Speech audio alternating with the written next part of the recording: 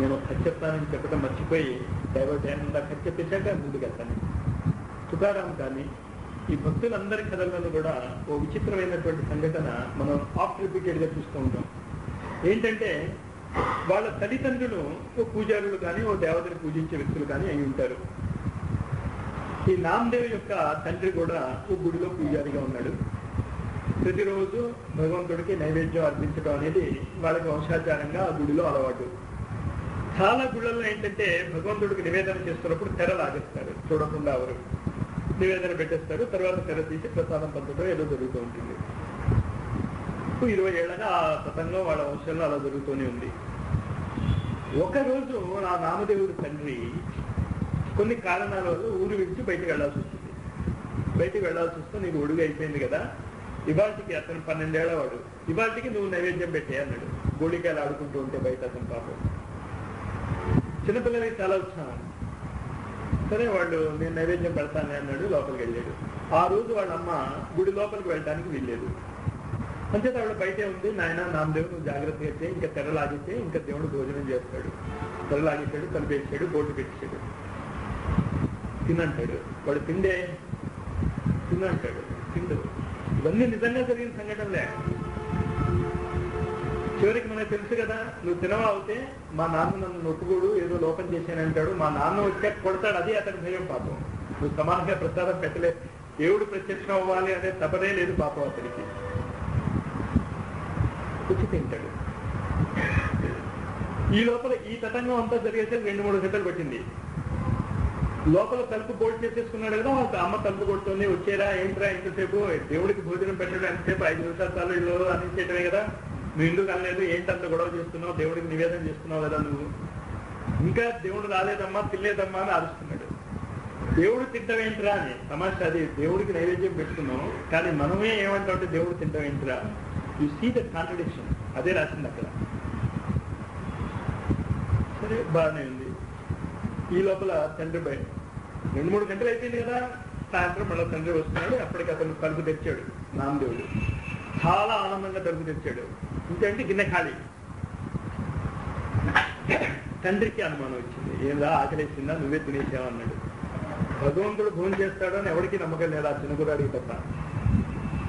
లేదు నాన్న దేవుడే తిన్నాడు. దేవుడు తింటావేంట్రా, మనం తినటం కోసం కదా ప్రసాదాలు తయారు చేసుకునేది, భగవంతుడు పెట్టామేంటి. ఇది చెప్పాను కదా. ఇప్పుడు అర్థం చూడండి. There was neither silence not sound అంటే అది. సైలెన్స్ గా ఉన్నారా మీరు? లేదు. ప్రసాదం పెడుతున్నారు కదా, అంతా చేస్తున్నారు కదా కర్మకాండ అంతా. కానీ కర్మకాండ యొక్క ఫలితం ఏముంది? Where is that silence? Sound ఉంది బాగానే, గందరగోళం చేస్తున్నారు. కానీ ఆ సైలెన్స్ అంటే ఏంటి? ఆ నిశ్శబ్దం. ఆ పరమాత్మ ఎక్కడొచ్చాడు? ఏ కర్మకాండ చేస్తే వచ్చాడు? రాలేదు, ఏమీ రాలేదన్నాడు. Not save ceaseless external breath which knows itself not. మొత్తము సృష్టిలో మానవ జీవితంలో ఉన్నటువంటి అత్యద్భుతమైనటువంటి సాధనా రహస్యం ఏంటంటే he can control the breath.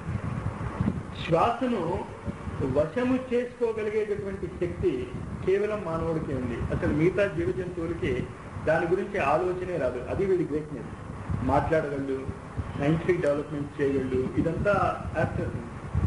The first thing and foremost thing ఏంటి అంటే శ్వాసను వీడు కంట్రోల్లో చేసుకోగలడు. ఈ శ్వాసలో కుంభకము అనేటటువంటి ఒక ప్రక్రియ జరుగుతూ ఉంటుంది. ఈ ప్రక్రియలో కూడా యోగాసనాల్లో చేసే తప్పే ఇక్కడ చేస్తూ ఉంటాం.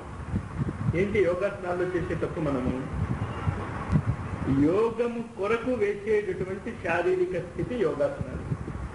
ఇప్పుడు యోగాసనాలు అంటే ఏం చెప్పుకుంటున్నాం? Exercise, physical exercise.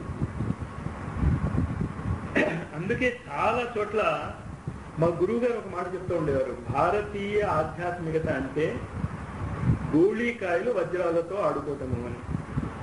అంటే అంతకంటే ఇంకేం లేదు. వజ్రాలే అవి, కానీ మనం గోళీకాయలు ఆడుకుంటూ ఉంటాం. భగవంతుడికి సంబంధించినటువంటి జ్ఞానం కానీ, భగవంతుడి దగ్గరికి ఎంత దూరం మనం వెళ్ళాం కానీ, మనలో ఆధ్యాత్మిక సంపద ఎంత పెరిగిందో చూడం. గోళీకాయలు బాగా ఆడుతున్నాం లేదా, లేకపోతే వీడి వజ్రాలు వాడికిస్తాడు, వాడి వజ్రాలు వీడికిస్తాడు.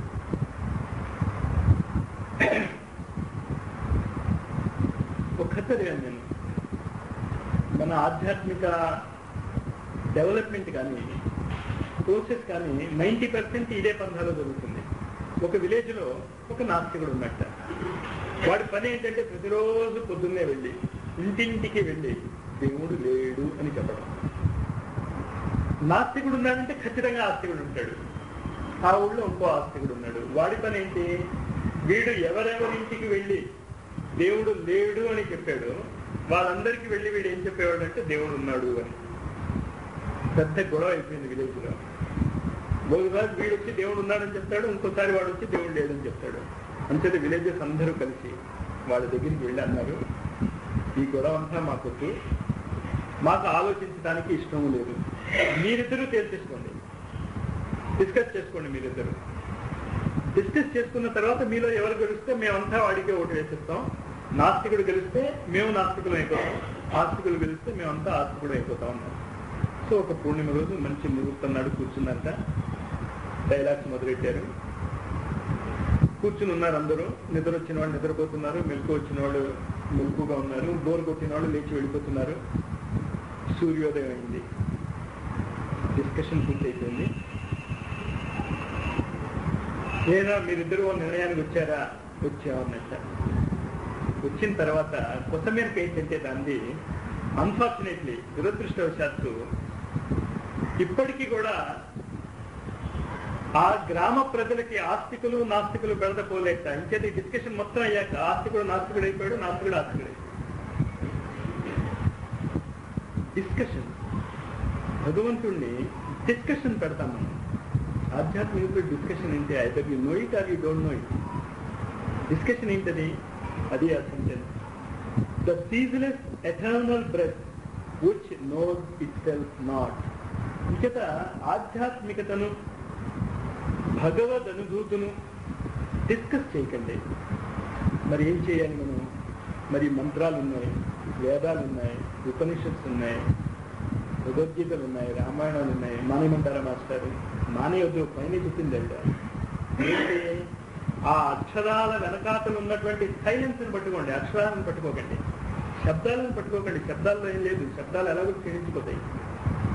శబ్దాల వెనకాతలు ఉన్నటువంటి సైలెన్స్ ఎలా పట్టుకోవాలి, ఏం పట్టుకోవాలి అనేది నెక్స్ట్ క్లాస్లో వస్తుంది. అలాగే ఈ మొత్తము వాతావరణాన్ని సుఖంగా ఉంచాలి అంటే మన శ్వాసలో అందరూ సుఖంగా ఉండాలి అనేటటువంటి భావాన్ని కలిపేసి ప్రార్థన చేద్దాం. ఇవాళ శ్వాసలో భావాన్ని కలపటం అనేటటువంటిది కొంచెం అలవాటు చేసుకుంటే వచ్చేస్తుంది. అది కోపంతో బుసలు కొట్టేమంటారే అలా. కానీ మనం ఇప్పుడు ఏం చేస్తున్నాం అంటే ఆధ్యాత్మికంగా ఈ ప్రేయర్ ద్వారా శాంతిని పంచడానికి ట్రై చేస్తున్నాం. మనం అందరూ సుఖంగా ఉండాలి అని. ఒక్క నిమిషం మౌనంగా ఉందాం. ఆ సైలెన్స్. శ్వాసని గమనించండి. శ్వాసని మార్చడానికి ప్రయత్నం చేయకండి, శ్వాసని గమనించండి.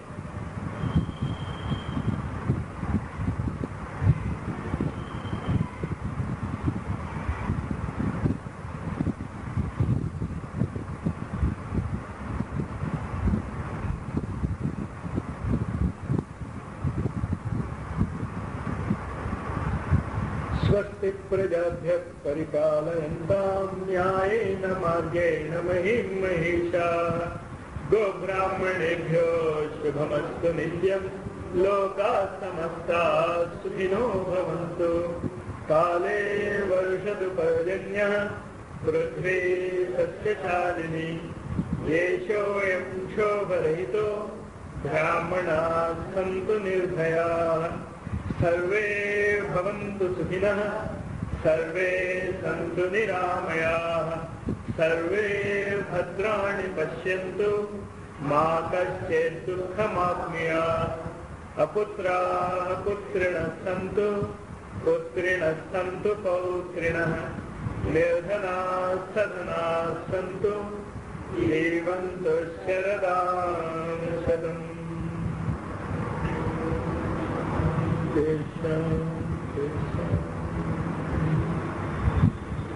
ఈ రెండు స్టాండ్రాలకి డైరెక్ట్ ఎక్స్ప్లెనేషన్ లేకపోతే అలాంటిదే మనకి దక్షిణామూర్తి స్తోత్రంలో వస్తుంది. మౌనం వ్యాఖ్య ప్రకటిత పరబ్రహ్మతత్వం యువాన. అంటే గురువు యొక్క శ్వాసని మీరు ఫీల్ చేసుకోగలిగితే ఎలాగా ఏమిటి అనేది ఆ నెక్స్ట్ 4 దాంట్లో పని చెప్తుంది సీక్రెట్ డాక్టర్లో. Any question?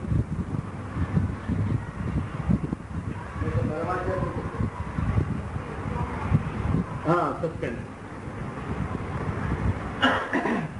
శ్వాసని మార్చుకోవటానికి మీరు ఆ పరమహంస ఆయన పరమాచార్య యొక్క కూర్చునే పోస్ట్ చూడండి. ఇలా కూర్చుంటాడు ఆయన. ఎడం వైపు నుంచి కుడివైపుకు మార్చుకోవాలి అంటే ఎడం వైపు ఉన్న చేతిని నొక్కుకుంటాడు. కుడివైపుది ఎడం వైపుకు మార్చాలి అంటే కుడివైపు ఉన్న చేతిని నొక్కుకోవాలి.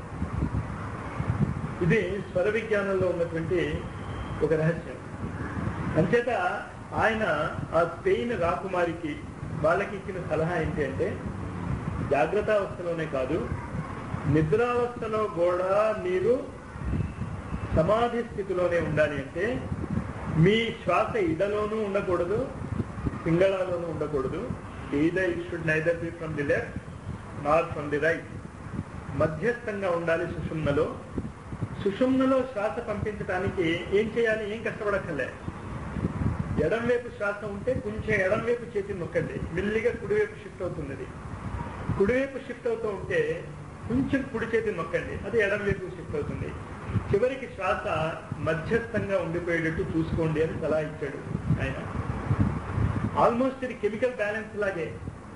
ఎడం వైపు శ్వాస ఎక్కువ ఉండకుండా, కుడివైపు శ్వాస ఎక్కువ ఉండకుండా మీరు మార్చుకుంటూ ఉంటే శ్వాసని ఎక్కువసేపు మధ్యలో ఉంటే. చాలా మంది బుద్ధుడి యొక్క మధ్యమ పదము అనే పదాన్ని మిస్అండర్స్టాండ్ చేసుకున్నారు. బుద్ధుడు శ్వాస మీద చేసినంత ఎక్స్పెరిమెంట్స్ ఇంకా ఏ గొప్ప వ్యక్తి చేయలేదు. మొత్తం బుద్ధుడి యొక్క సాధన శ్వాస మీదే జరిగింది. ఆయన చెప్పినటువంటి ఆ మధ్యమ పదము, ద మీన్ పాత్ అంటే ఇదే. శ్వాసని మీరు ఎడం వైపు పోనివ్వకండి. మీరు ప్రాక్టీస్ చేసుకోవచ్చు. ఇది డైలీ ఏమీ ప్రమాదం రాదు, మీకు చాలా సుఖంగా ఉంటుంది. ఎస్పెషల్లీ ఇమోషనల్ గా డిస్టర్బ్ అయిపోయిన వాళ్ళు అనేక మందిని నేను ఈ ప్రాక్టీస్ వల్ల లాభం పొందడం చూశాను. ఏమీ లేదు, ఎడం వైపు శ్వాస వస్తుంది అనుకోండి, మీకు మీరు ఎడం వైపు ఇలా కూర్చొని కొంచెం దాని వైపు నొక్కుకోండి. శ్వాస మెల్లిగా కుడివైపు తిరుగుతుంది. అంటే కుడిముక్కులోంచి శ్వాస రావటం మొదలెడుతుంది. కుడివైపు నుంచి శ్వాస రావటం మొదలెడుతుంది అనిపించినప్పుడు కొంచెం కుడి చేయని గట్టిగా నొక్కండి, ఎడవైపు వచ్చేస్తుంది. ఈ నొక్కటంలో ఎక్కడో ఒక చోట you will get that balance. మీకే తెలుస్తుంది ఆ బ్యాలెన్స్ ఎక్కడుందో. అది చేస్తే కానీ తెలియదు. అది మాటలతో ఏం చెప్పాం శ్వాసని. అందుకే ద వాయిస్ ఆఫ్ సైలెన్స్ అంది ఆవిడ. అంచేత ఆ శ్వాసని కనుక మీరు ఆ మధ్య దాంట్లో పడేసేయగలిగితే